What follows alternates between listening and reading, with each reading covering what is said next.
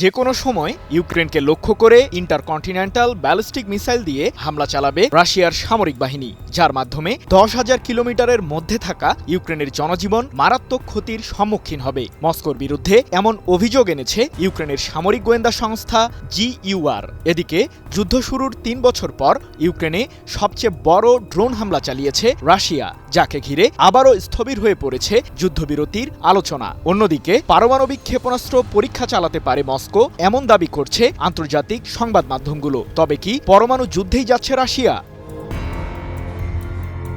মার্কিন president Donald ট্রাম্পের চাপের মুখে যুদ্ধ শুরুর 3 বছরেরও বেশি সময় পর গত 16 মে প্রথমবারের মতো মুখোমুখি আলোচনায় বসে রাশিয়া ও ইউক্রেনের প্রতিনিধি দল। তুরস্কের মধ্যস্থতায় ইস্তানবুল শহরে হয়েছে এই আলোচনা। এ সময় ইউক্রেনের প্রতিনিধি দলের সদস্যরা সামরিক পোশাকেই অংশ নেয় বৈঠকে, যদিও রাশিয়ার প্রতিনিধিদের স্বাভাবিক পোশাকেই দেখা গেছে। আলোচনার মাধ্যমে রাশিয়া ও ইউক্রেন প্রত্যেকে 1000 যুদ্ধবন্দী বিনিময়ে সম্মত হয়েছে। তবে যুদ্ধবিরতিতে যেতে ব্যর্থ হয়েছে এই বৈঠক।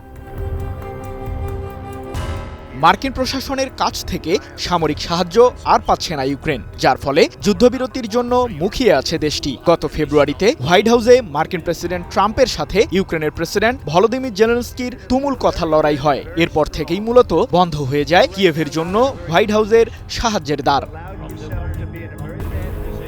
তবে ওয়াশিংটনের সাথে পুনরায় সম্পর্ক স্থাপনের জোর চেষ্টা চালিয়ে যাচ্ছেন জেলেনস্কি। এবার ইতালির রাজধানী রোমে পোপ লিওর অভিষেক অনুষ্ঠানের ফাঁকে মার্কিন ভাইস প্রেসিডেন্ট জেডি ভ্যান্স ও যুক্তরাষ্ট্রের পররাষ্ট্রমন্ত্রী মার্কো রুবিওর সাথে সাইডলাইন বৈঠক করেছেন জেলেনস্কি। প্রায় 40 মিনিটের এই বৈঠক ভালো হয়েছে বলে দাবি ইউক্রেনের প্রেসিডেন্টের। এ প্রসঙ্গে জেলেনস্কি বলেন, ইউক্রেন প্রকৃত কূটনীতিতে বিশ্বাসী। যত তাড়াতাড়ি সম্ভব পূর্ণ ও নিঃশর্ত যুদ্ধবিরতির উপর গুরুত্বারোপ করেছি। যুদ্ধবিরতির গুঞ্জনের মধ্যেই ইউক্রেনে আবারও ড্রোন হামলা চালিয়েছে রাশিয়া। 3 বছরেরও বেশি সময়ের এই যুদ্ধে এটি ছিল সবচেয়ে বড় ড্রোন হামলা, এমন দাবি কিয়েভের। 18 মে সকাল পর্যন্ত ইউক্রেনের বিভিন্ন শহরে 273টি ড্রোন ছোড়ে রাশিয়ার সামরিক বাহিনী। এতে একজন নারী নিহত হওয়ার অভিযোগ করেছে কিয়েভ। এছাড়াও ড্রোন হামলায় আবাসস্থলের ব্যাপক ক্ষতি হয়েছে। 18 মে এক প্রতিবেদনে বিষয়টি নিশ্চিত করেছে ব্রিটিশ বার্তা সংস্থা রয়টার্স।